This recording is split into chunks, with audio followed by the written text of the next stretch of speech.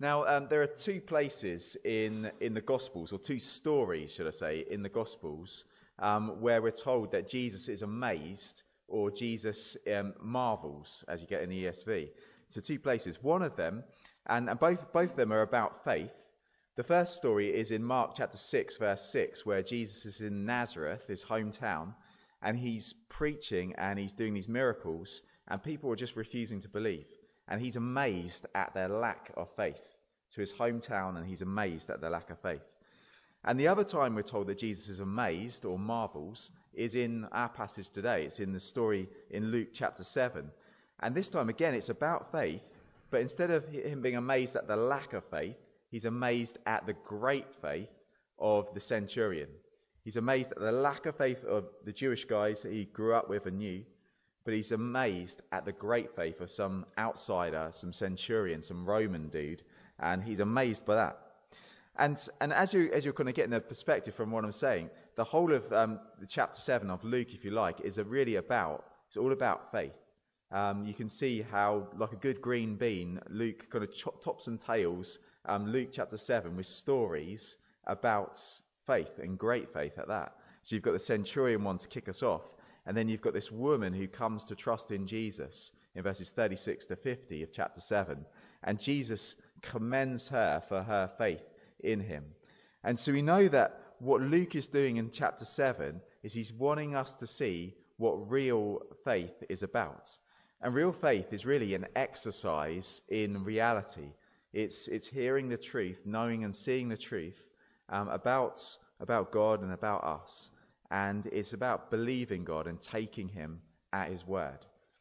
So faith is this exercise in reality, seeing the truth about God and the truth about us. And we're going to see this is exactly what happens for this centurion that we meet in Luke chapter 7. So I want us just kind of dive in and see really at the start, really the profile that we're given of this centurion. So what kind of bloke is he? Jesus has just finished teaching a whole bunch of people on this kind of great sermon, and he's really ended by saying to people he wants people to live out what he has said. But then we meet the centurion, and I'm going to pick up in verse 2, and let's look at what kind of guy he is. So now a centurion had a servant who was sick and at the point of death, who was highly valued by him. When the centurion heard about Jesus, he sent him to the elders of the Jews, asking him to come and heal his servant. And when they came to Jesus, they pleaded with him earnestly, saying, "He is worthy to have you do this for him, for he loves our nation, and he is the one who built us our synagogue." So what is the centurion like? Well, the first thing we see is that he's a deeply caring kind of a guy. We see it in verse 2. A centurion had a servant who was sick and at the point of death, who was highly valued by him. And this is interesting, because when you kind of read about or hear about how Roman soldiers and centurions dealt with each other, it wasn't always the most kind of loving kind of ways. We went on holiday up to near Sycamore Gap, actually, where the tree was felled recently. And we went to this Roman fort, Vindolanda, which sounds to me like a curry house. But anyway, we went up there, and we were hearing from the tour guide all about how the soldiers were treated and how centurions treated their soldiers. And it doesn't sound much like what we see and read in this verse. Here we have a centurion who's standing out as someone a bit different, as a good guy. He highly valued his servant, so this guy under him he could treat like dirt, do what he wanted with. Actually, the centurion loves this guy and deeply respects him, and is gutted that he's about to die. He's at the point of death. So he's a deeply caring bloke. What else do we see? Well, verse 3, when the centurion heard about Jesus, he sent him to elders of the Jews, asking him to come and heal his servant.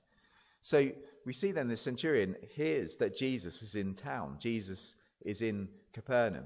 And this is significant, because you might think, well, why then? He hears Jesus is around, but why is that important? And why is he going to kind of send them to Jesus?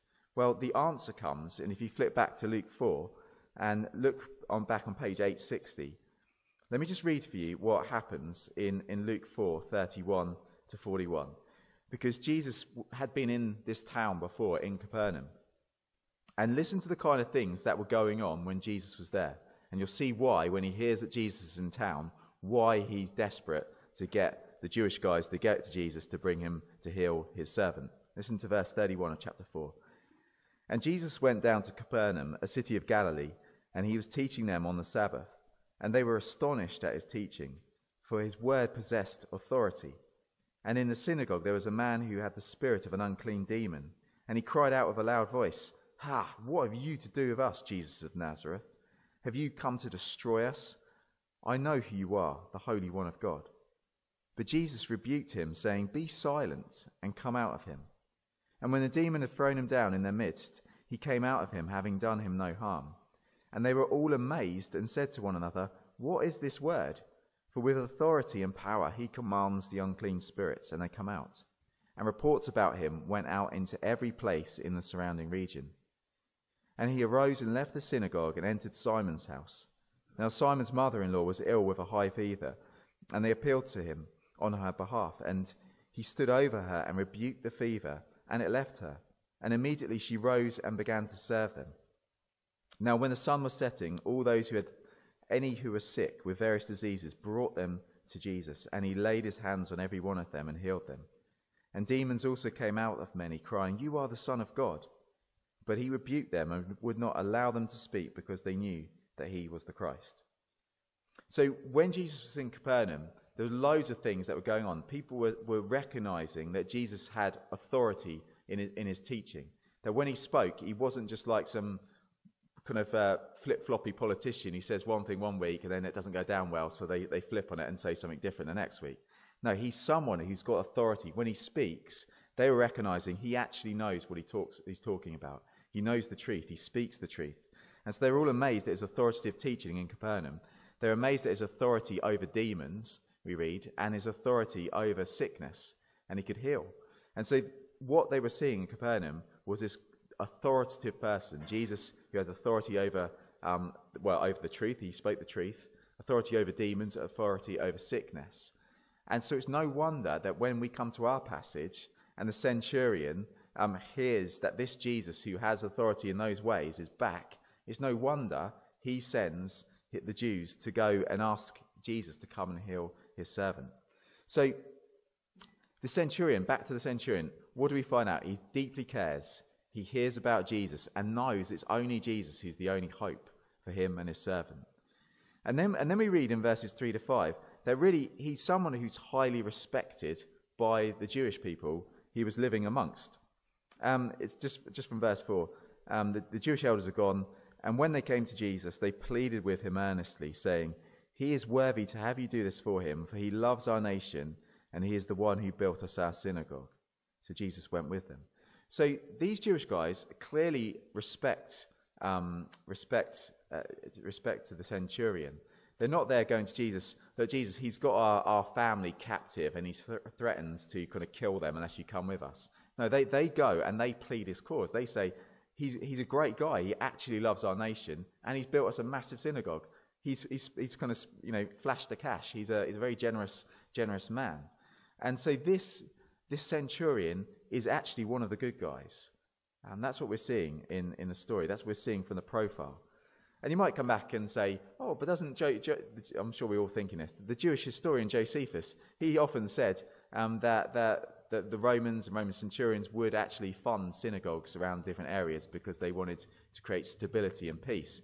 But clearly here, the Jews weren't thinking this is a cynical ploy. They were saying, no, he actually has built it out of genuine love and respect for us. And so they're here saying, "Jesus, this is a good guy. Please come and help him." So we've seen that profile of the guy. But what is this story all about, really? I think it's about this. It's about how in our lives we get Jesus' saving power and entering into our lives. It's interesting, the word save and heal in the Greek that's used is the same word. And the whole chapter of chapter 7 is about how we receive Jesus' saving power into our lives. And what we're going to see is that the key to it is faith in Jesus. That's how we receive Jesus' saving power. I don't know if you've had people say to you before, I really respect the fact that you have faith. I wish I could have your faith. I think one of the things, there's many things you could say in response to that, but one of the things to try and help people see, I think, is that we all have faith. No matter who we are, everyone has faith in something or someone. Everyone is doing life by putting their faith into some kind of boat to keep them afloat on the waters of life. For us as Christians, that boat is Jesus. But if people are not Christians, and if you're not a Christian today, you are placing your faith in something else and someone else to keep you afloat, to be that kind of foundation in your life, to change the metaphor. Everyone believes. And Luke 7 is going to show us in our passage today that everyone is a believer. And really all beliefs boil down to one or two things. Are we trusting Jesus and trusting in Jesus' goodness, or are we trusting in our own? The way it's framed in Luke 7 verses 1 to 10 is that the Jewish guys come and say, this Roman centurion Jesus, you should heal his servant because he is worthy. So they're appealing to this guy's goodness. You should heal him because he's a good guy. And what Jesus is going to show us and what Luke shows us is that actually the right way to live is not to appeal to our own goodness, it's to appeal to Jesus's, and it's to trust in him instead. And in life, we're all trusting either in our own goodness or in Jesus's. We're either in one camp or the other, and we'll see it in this story. So let's have a look then at how Luke frames it in terms of the worthy kind of idea. So they come in verse 4. When they came to Jesus, they pleaded with him earnestly, saying, he is worthy to have you do this for him, for he has built our synagogue and loves our nation. So they are saying, Jesus, heal him on the basis of his goodness. And when they say he is worthy, that's the Jewish guy's spin on the Roman centurion's life. It's not what the Roman centurion is saying about himself. It's what they are saying about him. And I think that's a kind of approach that we all end up taking in life with that. And it's kind of inevitable on one level, but that we kind of focus on the externals. They're saying, look, externally, you look at this guy, he loves our nation, he built a synagogue, so he's a good guy. But really, it's quite an unprofitable obsession of ours, I think, to constantly be judging other people's characters purely on the externals, because we're always in shallow water when we do that, because we don't know all the things that are going on in people's lives. We don't know all the motivations that are driving people to act in the ways that they are. And yet here are these Jewish guys saying the Roman centurion is a good guy. He is worthy. Well, it was Martin Luther who said that inside, with a bit of a strange metaphor, but he said that every single one of us has a pope inside our bellies. And by that, what he meant was every single one of us looks to try and justify ourselves by the good things that we do, and it's raging within us and it's driving us all the time, that we want to appeal to our own goodness, say, Jesus, God, you should honour me, you should save me, you should bless me because of the things I do. My merits, my works, my good things should equal my salvation. And we often end up, I think, even as Christians, kind of praying along those lines, or we say, I'm worthy, I'm reading my Bible regularly, so Jesus, you should be answering my prayers, you should be doing what I think you should be doing right now. And we appeal to this kind of this pope in our belly, our own goodness, in order to say, Jesus, please heal, please do what I am asking you to do. And I think that's partly because the Bible says that it's because we are sinful by nature, and so we're curved in on ourselves and we think of ourselves better than we are. But also I think it's partly not just an internal thing, but it's an external thing from the culture around us. Because particularly in the Western world, we're driven by what this guy, who's a professor of philosophy called Michael Sandel from the States, he would say we're driven by this thing called meritocracy, where in normal man speak, it means simply in life we're constantly trained, you achieve, you do, and then you will receive the blessing. You try hard and you can reach the top. That kind of idea is pumped into us throughout school and throughout college, throughout university, throughout work, throughout our whole life, throughout Disney, through everything. Is you work hard, you try your best, and you will achieve. You'll reach the top. You listen to presidential speeches in America, and it was constantly part of their rhetoric. achieve to receive.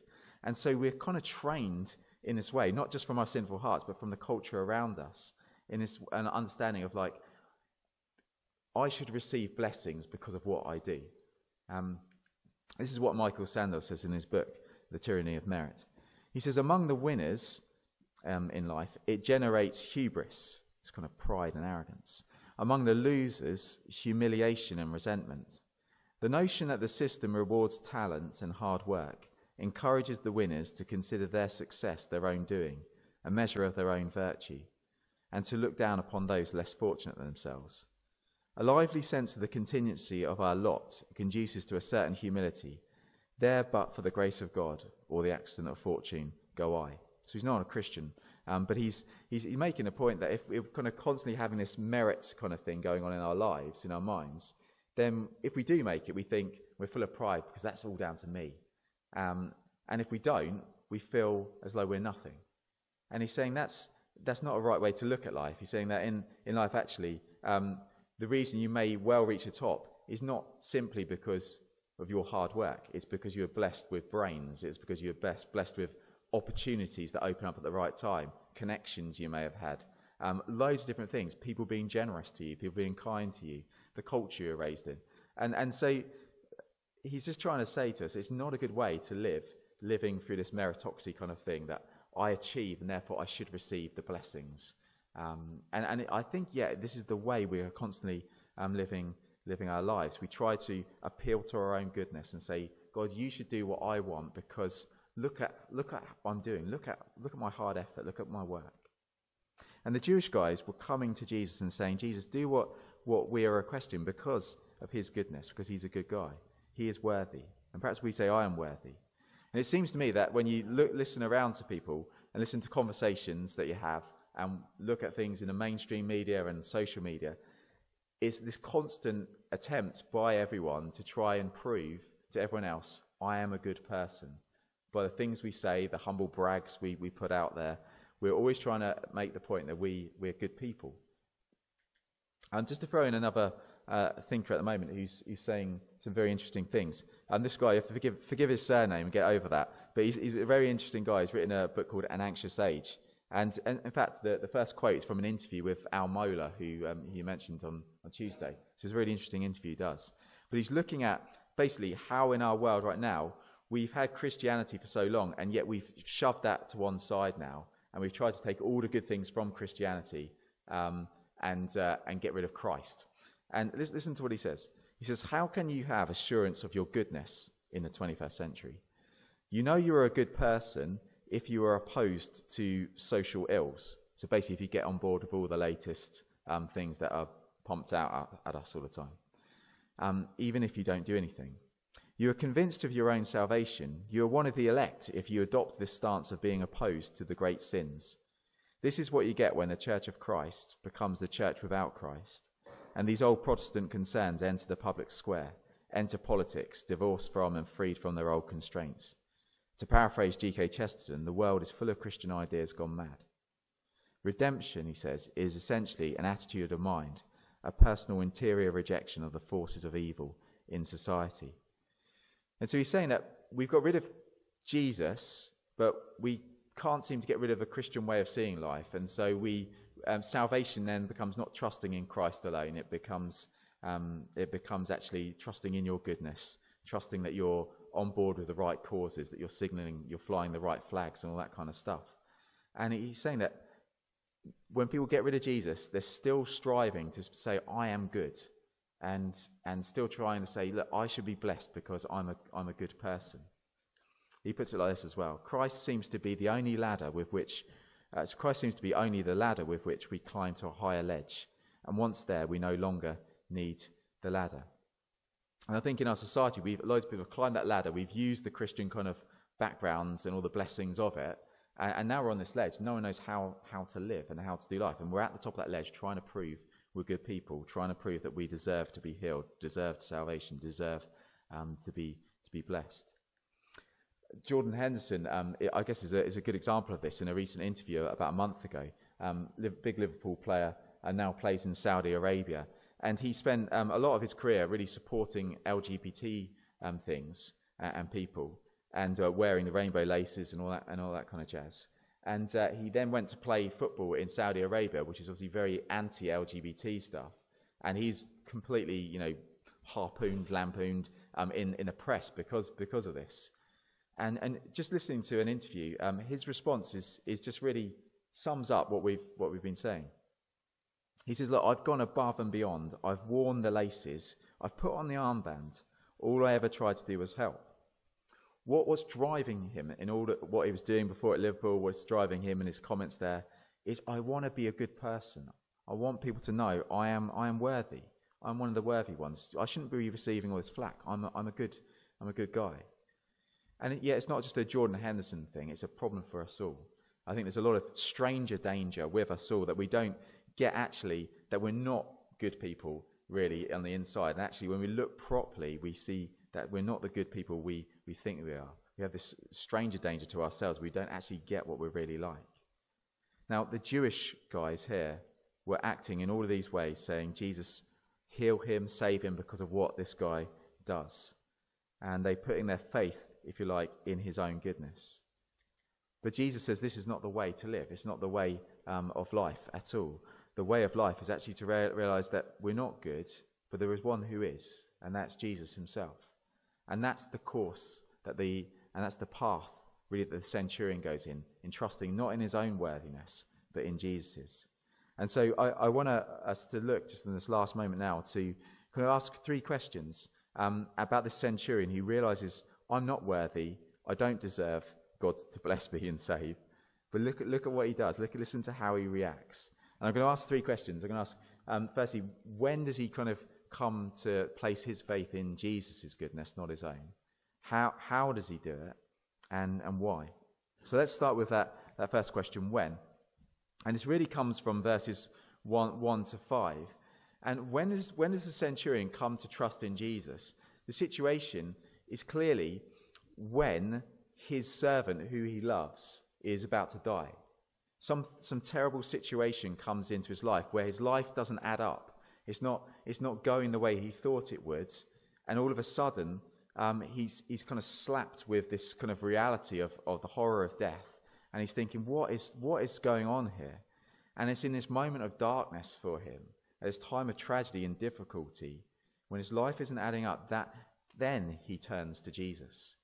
Clearly, as we've seen from Luke 4, he's heard about what Jesus is like, who he is, and what kind of authority he has. But he hadn't trusted in him then. He hadn't gone to him then. But it's in this moment of crisis that he turns to Jesus. And I think that's often the way in life. It's that when we come to difficult times, it's then that we start to ask the big questions about what life is really all about. Maybe not getting the marks we wanted to, not getting the job we wanted to, losing our job, losing a loved one. It's those times that really kind of make us go, what on earth am I doing? What is life all about? Where am I heading? C.S. Lewis, when he wrote the Screw Tape letters, but these kind of demons, Uncle Screw Tape talking to his nephew, Wormwood, about how they can deceive people not into trusting Jesus. Uncle Screw Tape writes this to nephew Wormwood.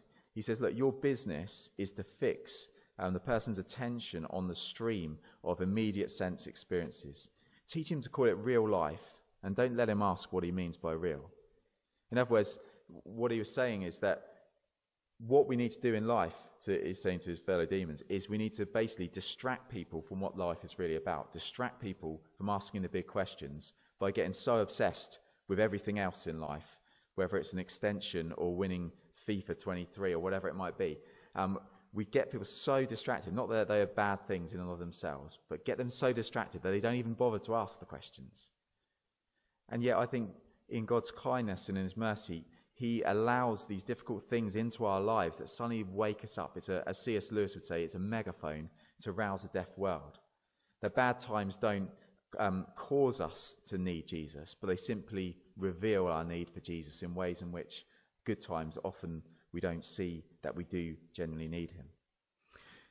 So the centurion, he comes to place his faith in Jesus when these bad things are happening. How does he go about it? Well, let's look at verses 6 to 7. And Jesus went with the Jewish leaders, When he was not far from the house, the centurion sent friends, saying to him, "Lord, do not trouble yourself, for I am not worthy to have you come under my roof. Therefore I did not presume to come to you, but say the word, and let my servant be healed." So how does he come to trust in Jesus? It's as Jesus gets kind of closer and closer, he's like all the more go, "Jesus, stay away." He's got this kind of approach avoidance thing with Jesus. He sees how incredible Jesus is, but he's like, "No, I can't have you come near me." At the same time, you've got to stay away because I'm not worthy.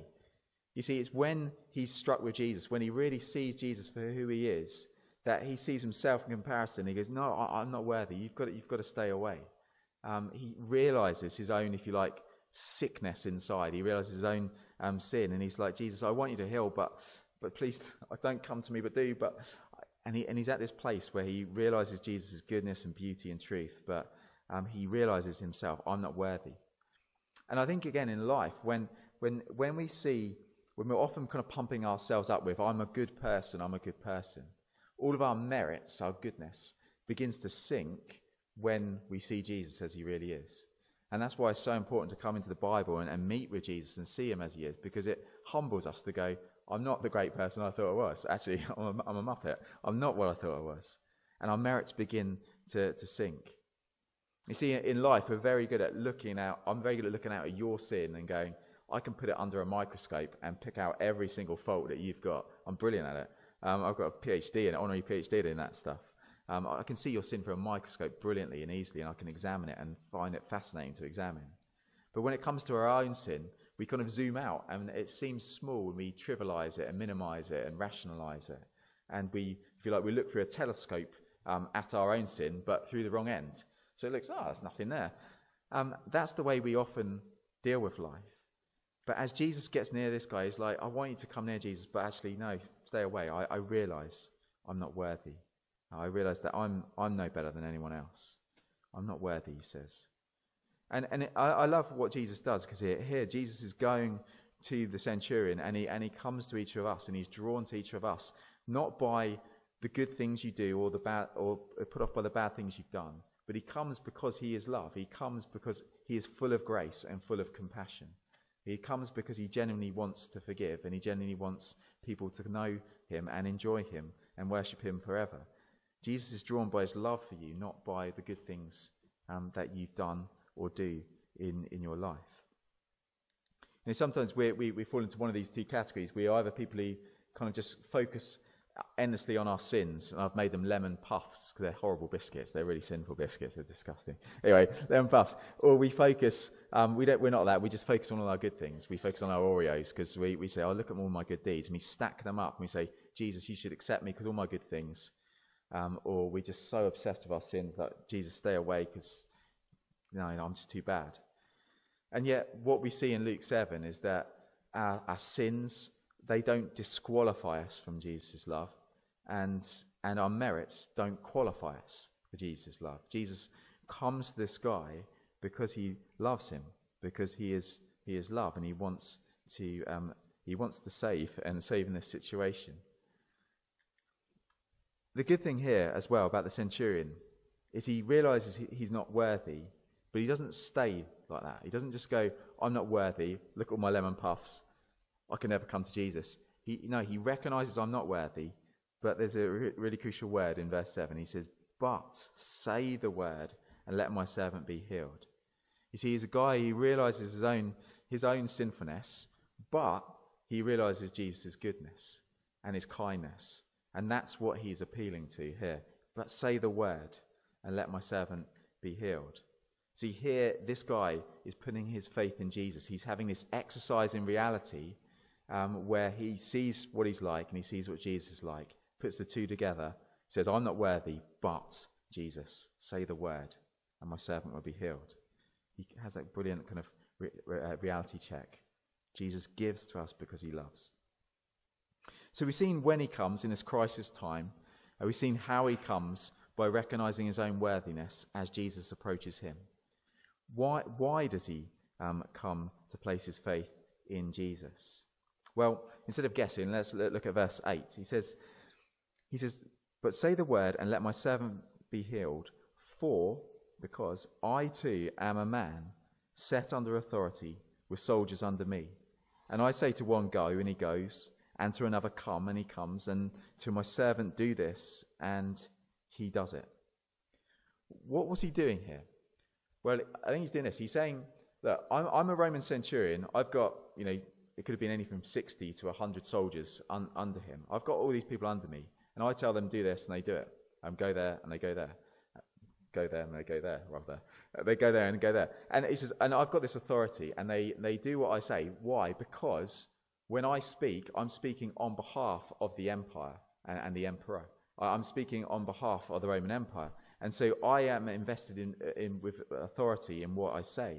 And that's why people do what I say. And he's saying, Jesus, I see about you, there's something similar, something very similar. The reason you've got authority, as we saw in Luke 4, to teach and to cast out demons, to heal, is because you're getting that authority from someone else. So when you say something, it happens because you're doing it not just by yourself, you're doing it with the authority of God the Father. And that's what he's saying about Jesus. The centurion knew that when Jesus speaks, he's not just another bloke who's speaking. This is actually God the Son who's speaking on behalf of God the Father. And that's why when this God who spoke the world into being speaks, things happen. When he speaks, actions take place. And he's saying, Jesus, I see that in you. I'm like you in the sense that I'm someone else under authority, and when I speak, things happen. And he says, Jesus, when you speak, God is speaking. And that is why Jesus is totally amazed in verse 9. When Jesus heard these things, he marveled, he was amazed at him. And turning to the crowd that followed him, said, I tell you that not even in Israel have I found such faith. Jesus is amazed because he's saying, look, the centurion is seeing who I really am. And he realizes that when I speak, the stuff I say is true. And Jesus, at this moment in verse 9, turns to the crowd. He says, look, he's amazed, and turning to the crowd. Jesus is wanting the crowd. He wants us to hear something really, really important. And that's why to show them why he's amazed. What does he want them to hear? Well, he wants them to hear this, that we are saved in the same way the centurion's servant is going to be saved, by faith in Jesus. By not trusting in our own goodness like the Jews were saying we should be doing, but by trusting in the goodness of Jesus. We are saved by faith alone in Jesus. And that's brilliant, because faith is this exercise in reality where our sins don't disqualify us and our merits don't qualify us. Faith alone in Jesus alone is what we're called to do, to step into, because this is where real life is. And the brilliant thing is, the thing that the centurion gets about who Jesus is that when Jesus declares something, it is true. So Jesus, because he died for us and rose again for us and paid for our sin on the cross, when he says it is finished, it's not just, I hope it's finished. It's not just like, I wish it is. No, when he says it is finished, it is finished. It is done. Sin is paid for because he has the authority to speak. When he says, son, I say, you are forgiven, get up, take up your mat and walk. When he says you are forgiven, he's not just kind of going, I hope you are, I wish you are, maybe you are. No, what he says is absolutely true. And that is crucial for each one of us as well, because when Jesus speaks and says, look, if you place your faith in my goodness, in what I have done for you, in dying and rising for you, then you will be forgiven. Then that is a fact. You are forgiven. And if he says you are loved, then you are loved. There's no doubt about it. He has the authority to speak only the truth, and that's all he ever does. And that's what the brilliant news of Christianity is, that faith alone in Jesus alone is where real life is to be found. And if you're here this morning and you're not a follower of Jesus, then come trust in him. Give up trusting in your own goodness. Trust in Jesus, and he will forgive you. And for us as believers, we've got to know, obviously, that we are those who do trust in Jesus alone. But functionally, we so often go back to going, but look at my goodness, I'm really good. That's all a load of rubbish. We've got to trust in Jesus' goodness alone. And if we're kind of getting back into the, but I'm really good, I've done this today, therefore Jesus will accept me, then we need to come back to going, let's see Jesus again. And that will sink all of our own merits into the ground, and we'll look to his merits alone and what he has done for us. Let's pray.